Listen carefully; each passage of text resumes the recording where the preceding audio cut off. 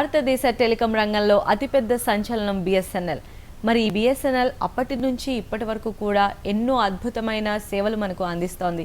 మరి ఈ సేవలు అందిస్తూ బిఎస్ఎన్ఎల్ ఇంత పెద్ద పేరు ప్రతిష్టలు సంపాదించడం వెనుక ఎంతో మంది కృషి ఉంది. మరి అటువంటి వారిలో ఒక కృషివలుడు మన పివి మురళీధర్ గారు. BSNL Andhra Pradesh circle chief general manager Muralidharan గారిని అడిగి మరిన్ని విషయాలు తెలుసుకుందాం.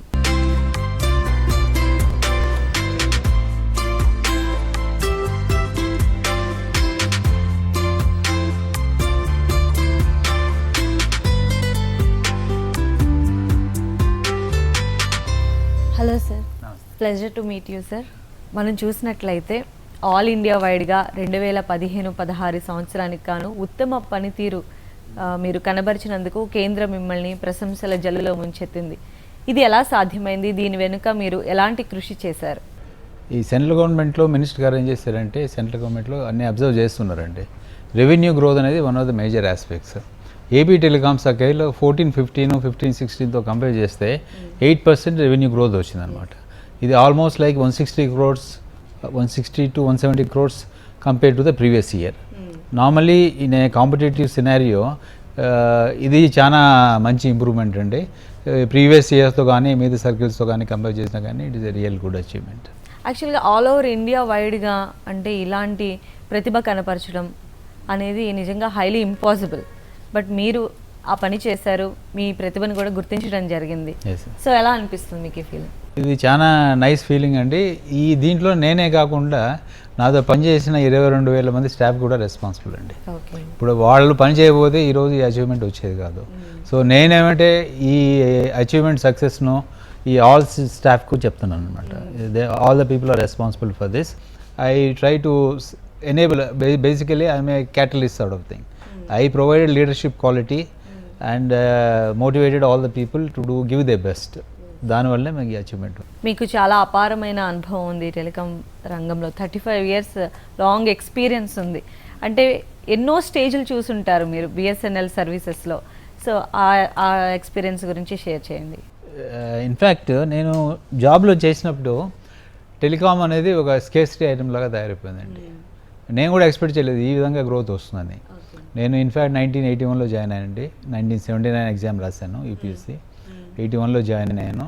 నేను జాయిన్ అయినప్పుడు ఇక్కడ హైదరాబాద్లో 83లో జాయిన్ అయ్యాను, అంటే 2 years ప్రొబేషన్ తర్వాత.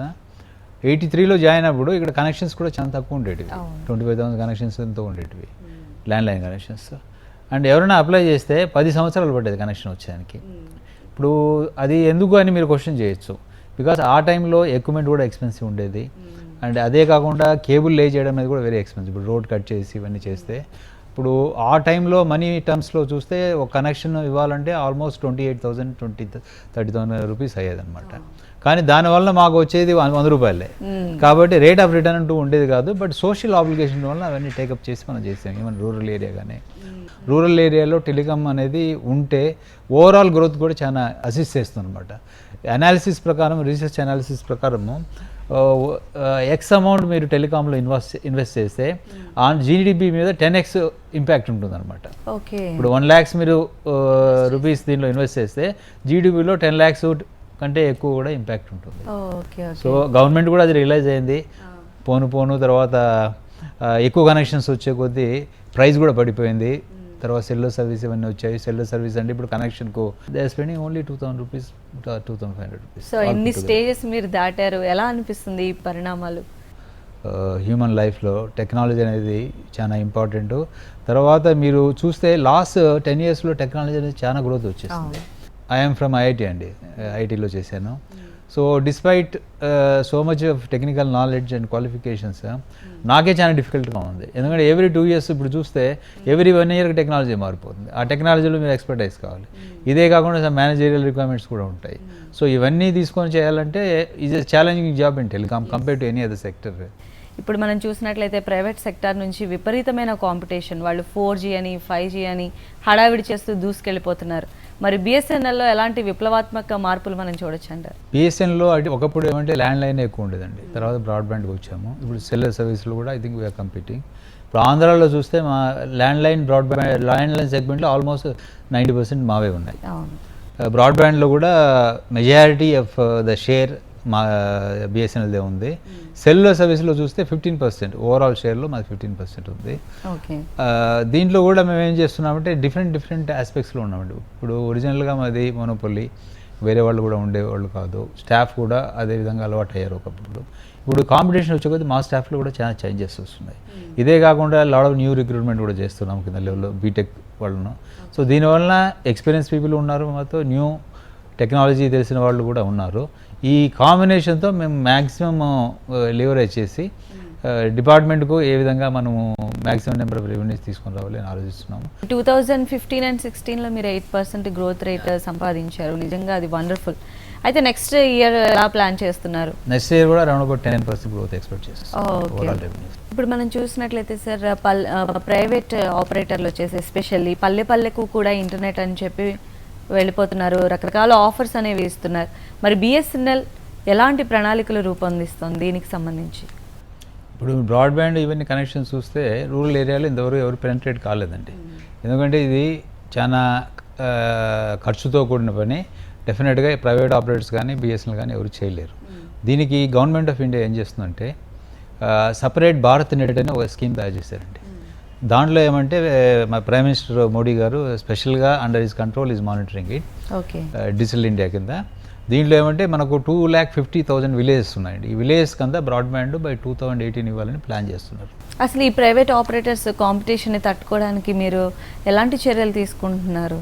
కస్టమరు ఒకప్పుడే పర్టికులర్ బ్రాండ్ కావాలనుకునేవాడిని. ఇప్పుడు యూత్ అనేది ఇప్పుడు ఓవరాల్ కస్టమర్ సెగ్మెంట్లో యూత్ సెగ్మెంట్ అనేది ఎక్కువైపోయింది. So up to 30 years 35 years ఉన్న వాళ్ళు ఆల్మోస్ట్ 40% 50% అయిపోయారు. ఈ యూత్ సెగ్మెంట్ ఏమవుతుందంటే వాళ్ళకు మిగతావి ఏం పట్టించుకోరండి. So what they want is quality ఎవరు ఇస్తారో వాళ్ళ దగ్గరికి వెళ్ళిపోతారు. కాబట్టి ఈ ప్రైవేట్ ఆపరేటర్స్ కానీ బిఎస్ఎన్ఎల్ కానీ మంచి క్వాలిటీ ఇచ్చి మంచి కస్టమర్ సర్వీస్ ఇస్తే తప్పితే వాళ్ళ దగ్గర ఉండే పరిస్థితి లేదు. కాబట్టి ప్రతి ఒక్క కంపెనీ కూడా ఇప్పుడు మంచి సర్వీస్ ఇచ్చేదానికి ట్రై చేస్తున్నారు. బిఎస్ఎన్ఎల్లో కూడా మేము కూడా మంచి సర్వీస్ ఇచ్చేదానికి ట్రై చేస్తున్నాం. అయితే ఈ మధ్యకాలంలో చూసినట్లయితే మొబైల్ పోర్టబిలిటీ అనేది చాలా ఎక్కువైపోయింది. మిగతా నెట్వర్క్స్ వాడుతున్న వాళ్ళని మీ సైడ్ లాక్కోవడానికి మీరు ఎలాంటి చర్యలు చేస్తున్నారు? We are making all the efforts to attract from other operators. ఈరోజు పరిస్థితి చూస్తే ఎవ్రీ మంత్కు 5,000 నుంచి 6,000 మంది వేరే ఆపరేటర్స్ నుంచి బిఎస్ఎన్ఎల్కి వస్తున్నారండి.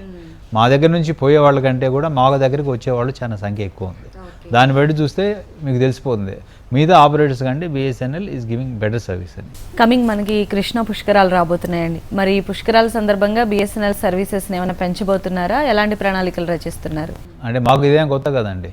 ఇంతకుముందు గోదావరి చేసాము, సక్సెస్ఫుల్గా చేసాము, బోత్ గవర్నమెంట్స్ కూడా ప్రైజ్ చేశారు. ఇదే కాకుండా అనదర్ థింగ్ సమ్మక్క సారక్క జాతర కూడా బాగా కవర్ చేసాము. తెలంగాణ గవర్నమెంట్ నుంచి కూడా మాకు చాలా అప్రిషియేషన్ వచ్చింది. ఇదే విధంగా మేము కృష్ణ పుష్కరాలు కూడా ప్రిపేర్ అవుతున్నామండి. ఈ పుష్కరాలకు వచ్చే యాత్రికులకు ఇంటర్నెట్ ఫెసిలిటీ ఎలా ఇద్దాం అనుకుంటే ఈ ఘాట్స్లో ఉండే వాళ్ళందరికీ 3G కవరేజ్ వస్తుందండి. ఇప్పుడు ఏమవుతుందంటే ఇప్పుడు అందరూ 3G కవరేజ్ వస్తే అందరికీ స్మార్ట్ ఫోన్స్ ఉన్నాయి. డెఫినెట్గా వాళ్ళు దాని నుంచి వాళ్ళు ఇంటర్నెట్ వాడుకోవచ్చు. బిఎస్ఎన్ఎల్కి సంబంధించి ఇప్పుడు ఉన్న సవాళ్ళు ఏంటి? బిఎస్ఎన్ఎల్కి మెయిన్ థింగ్ ఏమంటే ఇప్పుడు రెవెన్యూ పెంచుకోవాలండి. ఇప్పుడు మాకు ఓవరాల్గా చూస్తే రెవెన్యూ వచ్చినా కానీ ఖర్చులు కూడా ఎక్కువైపోయాయి. సో ఖర్చులు ఏ విధంగా తగ్గివ్వాలి, రెవెన్యూ ఏ విధంగా పెంచాలనే దేశంలో చూస్తున్నాము. ఇప్పుడు ఏమైందంటే సెల్ సర్వీస్లో కంప్లీట్ సాచురేట్ అయిపోయింది. ఇప్పుడు ఆల్మోస్ట్ 100% టెలిడెన్సిటీ ఉంది. ఇప్పుడు 100 crores మన ఇండియాలో ఉంటే 100 crores మెంబర్స్కి టెలిఫోన్స్ ఉన్నాయి. కాబట్టి కొత్తగా వచ్చే కస్టమర్స్ ఎవరు ఉన్న వాళ్ళనే మనం వేరే వాళ్ళ దగ్గర నుంచి అట్రాక్ట్ చేసి మనం తీసుకోవాలి. దీనికి మేము కూడా ఏం చేస్తున్నాం అంటే బెటర్ సర్వీస్ ఇచ్చేదానికి ట్రై చేస్తున్నాం. సో ఫైనాన్షియల్ పరిస్థితి ఎలా ఉందండి బిఎస్ఎన్ఎల్ది ఏపీ మొత్తంలో? ఏపీ మొత్తంలో బాగుందండి. మనము ఈ ఫైనాన్షియల్ ఇయర్లో 2,500 crores వచ్చాయండి మాకు రెవెన్యూ. డెఫినెట్గా we are trying to increase. And one more thing ఏమంటే పోను సెల్ సర్వీస్లో రెవెన్యూ పెరుగుతూ వస్తుంది. ల్యాండ్లైన్ సర్వీస్లో రెవెన్యూ కొద్ది స్టాగ్నేట్ అయిపోయిందండి. దానికి కూడా మేము ఎఫర్ట్ తీసుకుంటున్నాము. మీకు తెలుసు ఇప్పుడు ఒకసారి సెల్ వచ్చిన తర్వాత ల్యాండ్లైన్ ఎవరు వాడటం లేదు. So another area where we want to increase hour revenues is broadband అండి.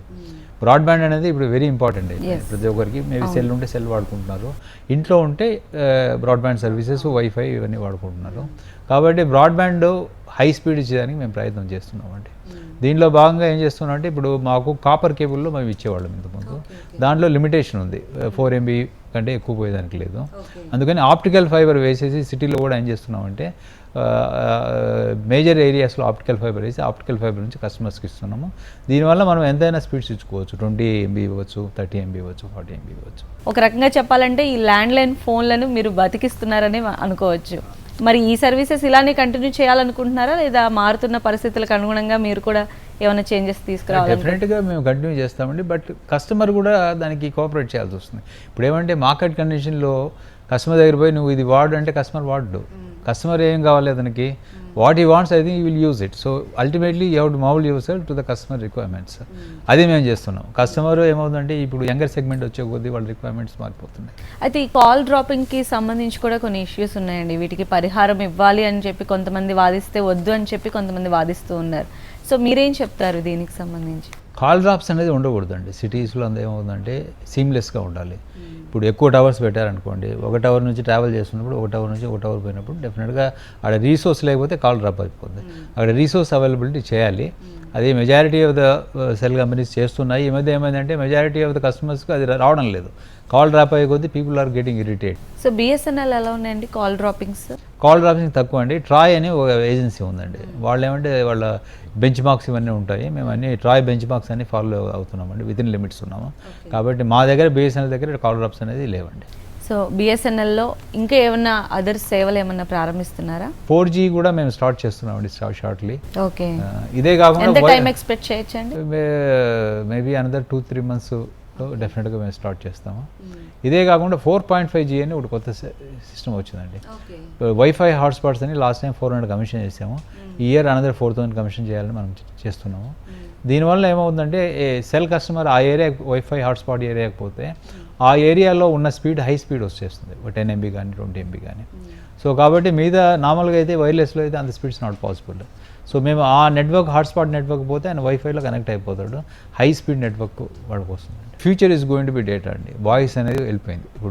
ఇప్పుడు మెజారిటీ ఆఫ్ ది పీపుల్ వాళ్ళు ఏం చేస్తున్నారంటే వాట్సాప్ కానీ ఇంకేదైనా కానీ మూవీస్ కానీ అన్నీ కూడా డేటా వాడుతున్నారు. డేటా స్పీడ్స్ కూడా ఒకప్పుడు 64 ఉంటే చాలా గొప్పగా అనుకునేవాళ్ళు. ఇప్పుడు 64 పోయింది, 2 MB వచ్చేసింది, 10 MB వచ్చేసింది. People are going for high speeds. They are not in a position to wait for anything. ఇప్పుడు క్లిక్ ఎఫ్ బటన్లో వాళ్ళకి ఇమీడియట్గా అన్నీ వచ్చేసేయాలి. కాబట్టి హై స్పీడ్ డేటాకు మనము ఎట్లా ప్లాన్ చేయగలుగుతున్నాం అనే దాంట్లో మన బిఎస్ఎన్ఎల్ ఉంది. ఈ రూరల్ ఏరియాలో కూడా వచ్చేస్తుంది. ఇప్పుడు ఒకప్పుడు ఏమంటే ఈ స్పీడ్స్ అన్ని అర్బన్కే అనుకున్నాము, అది మిస్ అవ్వరండి. ఇది నాట్ కరెక్ట్. రూరల్ ఏరియాలో కూడా people they want high speeds. అందుకని మేమేం చేస్తున్నామంటే ఇప్పుడు ఈ ఇయర్ ప్లాన్లో 1450 న్యూ టవర్స్ ఇస్తున్నామండి. 3G towers. That means high speed అంటే అప్ టు 21 MB దాకా పోవచ్చు అనమాట.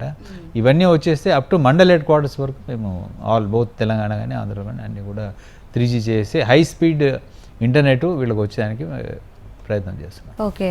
అయితే మీరు చూసినట్లయితే విదేశాల్లో కూడా సెమినార్స్ కావచ్చు, శిక్షణ తరగతుల్లో కావచ్చు పాల్గొన్నారు, పార్టిసిపేట్ చేశారు. సో మీరు ఏదన్నా డిఫరెన్స్ కనిపెట్టారా అక్కడ ఉన్న టెలికాం వ్యవస్థకి ఇక్కడ ఉన్న టెలికాం వ్యవస్థకి సంబంధించి? ఇప్పుడు నేను ఇంతకుముందు చెప్పినట్లు నాకు 35 years ఎక్స్పీరియన్స్ ఈ డిపార్ట్మెంట్లో ఉందండి. ఇనిషియల్ స్టేజ్లో ఏంటంటే మనకు వెస్ట్రన్ కంట్రీకి చాలా డిఫరెన్స్ ఉండేది. టెక్నాలజీస్ కానీ తర్వాత ఎక్స్చేంజ్ దీంట్లో కానీ అప్పుడు మనకు వాళ్ళకి చాలా డిఫరెన్స్ ఉండేది. తర్వాత అది స్లోగా తగ్గకుండా వచ్చేసి ఈరోజు సెల్ సర్వీసులు కానీ ఏ సర్వీస్ కానీ వెస్ట్రన్ కంట్రీస్లో ఏముందో I think we are matching with all the western countries.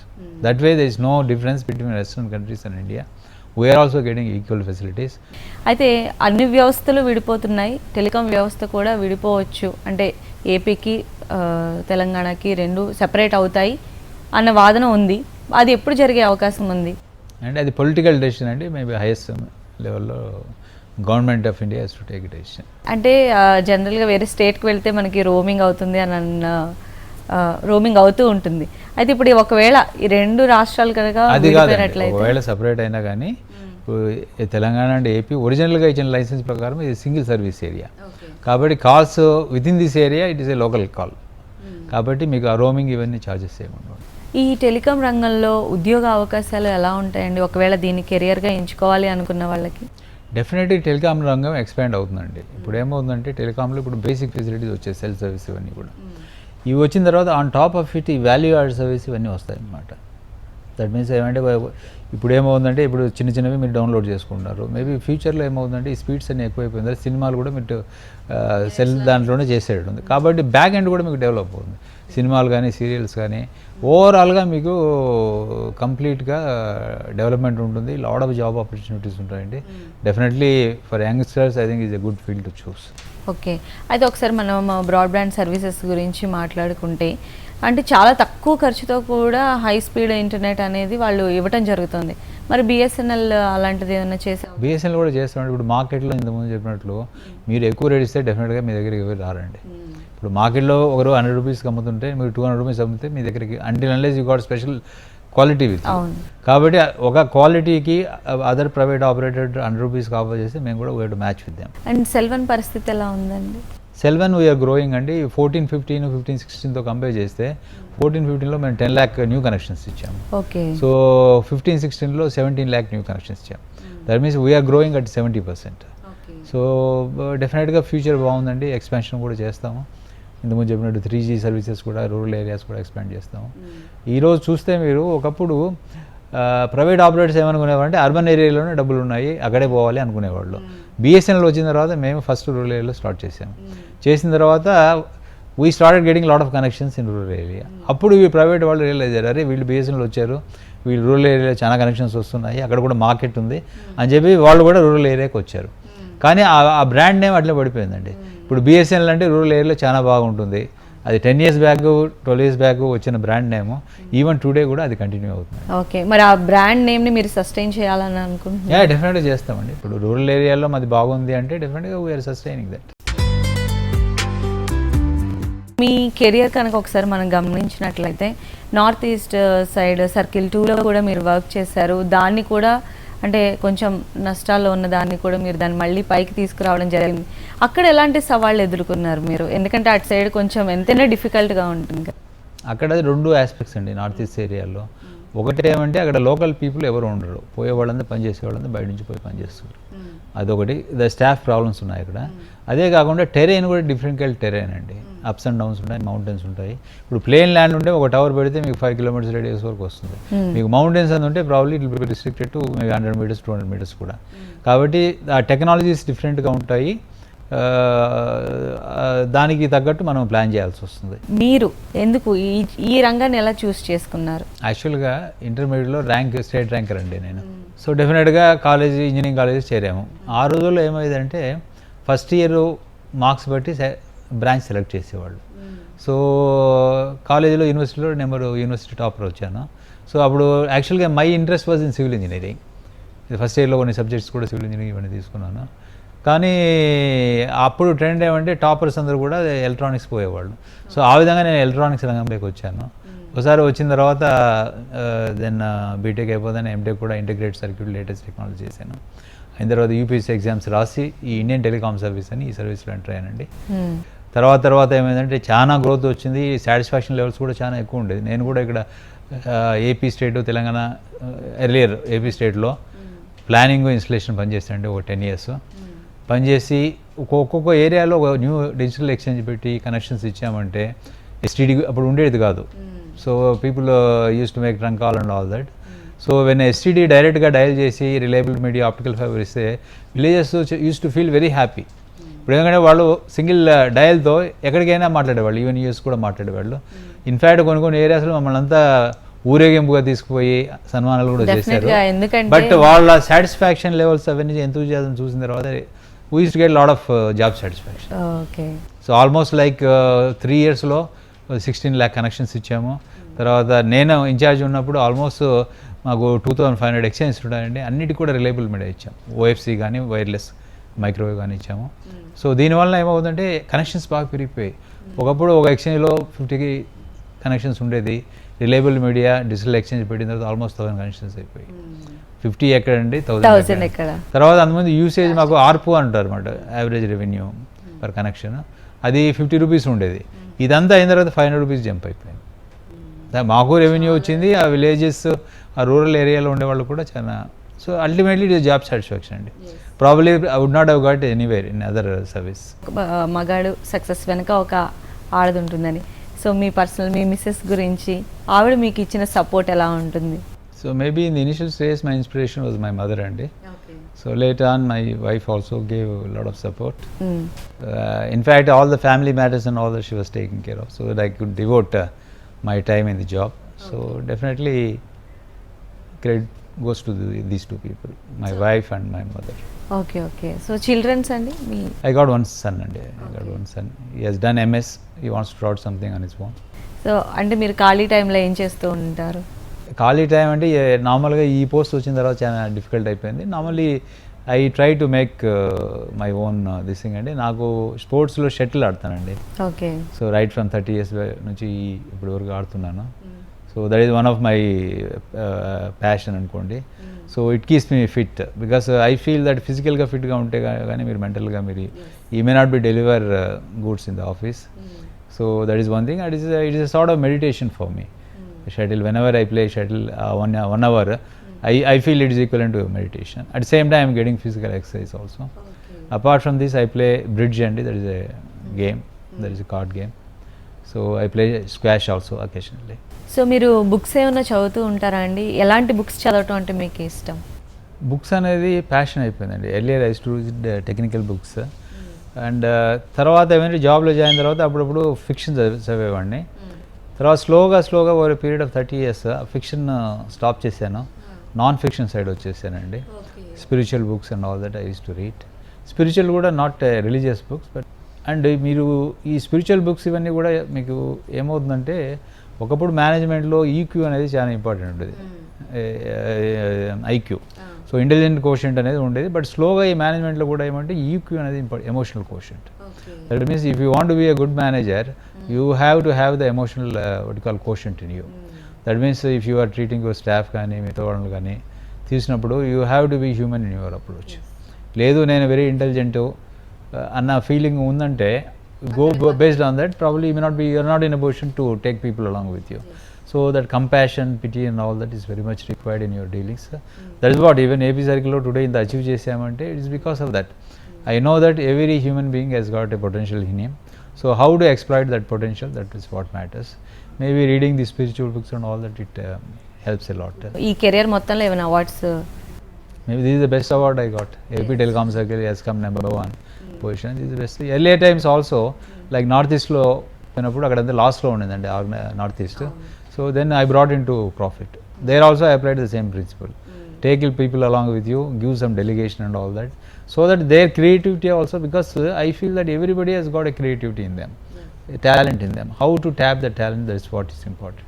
ఈరోజు చూస్తే మా దగ్గర బీటెక్ స్టూడెంట్స్ కూడా they have come from very prestigious institutes. Osmania, JNTU నుంచి వచ్చారు. డెఫినెట్గా టెక్నికల్గా there is no what you call slackness in them. Definitely they are knowledgeable people. So how to tap work from them అనేది is very important thing. That's what who could able to do it. ఈ BSNL తరపున మీరు chief general మేనేజర్గా work చేస్తున్నారు. మీ next targets ఏంటండి?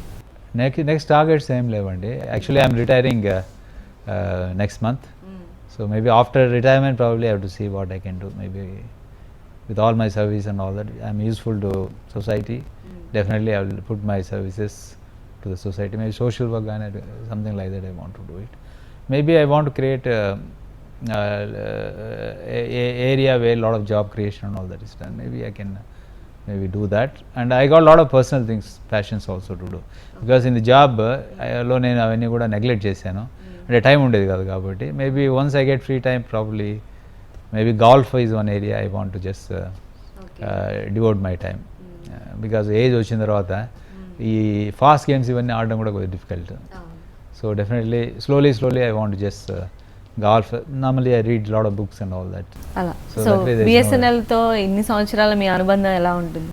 Because if you see I'm 60 years old, maybe another few months I will become 60. దీంట్లో almost 35 years I spent in the department. మీద ఎక్కడెక్కడ చూసినా కానీ తక్కువనే 1 year ఇక్కడ 2 years ఎక్కడ. Definitely is my mother organisation. Whatever I'm today it is because of BSNL. Erstwhile DOT. ఒకప్పుడు DOT ఉంది, 2000లో ఇది BSNL అయిపోయింది. నేమ్ చేంజ్ అయిందే కానీ but organisation is same. Definitely I owe lot to BSNL. So I have grown in the organisation. Maybe my personality and all that is because of BSNL.